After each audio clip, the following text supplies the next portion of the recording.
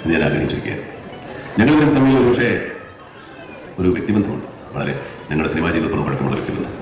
നിങ്ങൾ കഥ പറയുമ്പോൾ സിനിമയിൽ കണ്ടതല്ല, അതിൻ്റെ വേറൊരു ഭാവം. ഞാൻ എൻ്റെ പുറത്തു വന്ന ആദ്യ സിനിമയിൽ എന്നെക്കാളും വലിയ വേഷം ചെയ്യുകയും എന്നെക്കാളും വലിയ താരമായിരുന്ന ആളാണ് ശ്രീനിവാസൻ.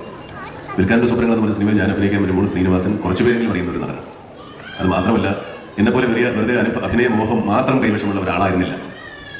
അഭിനയം ശാസ്ത്രീയമായി പഠിച്ച് സിനിമാഭിനയ രംഗത്തേക്ക് ഇറങ്ങിയ ആളായിരുന്നു ശ്രീനിവാസൻ. ഞങ്ങൾ തമ്മിൽ എനിക്ക് സിനിമയിൽ ആദ്യം വരുമ്പോൾ എല്ലാവരും പേടിയായിരുന്നു, അത് ശ്രീനിവാസൻ ഉൾപ്പെടെ. ശ്രീനിവാസൻ ശരിക്കും ഇപ്പോഴും ശരിക്കും പേടിയുണ്ട്. ഞാൻ വരുന്ന കാലത്ത് ശ്രീനിവാസൻ വളരെ ചിന്തിക്കാറ് എന്നോട് മാത്രമായിരിക്കണം എന്ന് എനിക്ക് തോന്നുന്നു. അങ്ങനെ വളരെ നിസ്സാരമായ കാര്യത്തിന് ഞാൻ അദ്ദേഹം തമ്മിൽ പിന്നെ ഇണങ്ങി.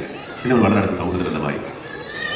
ആ സിനിമ കഴിഞ്ഞ് അദ്ദേഹം പിരിയുമ്പോൾ ഞാൻ ഒരു പക്ഷേ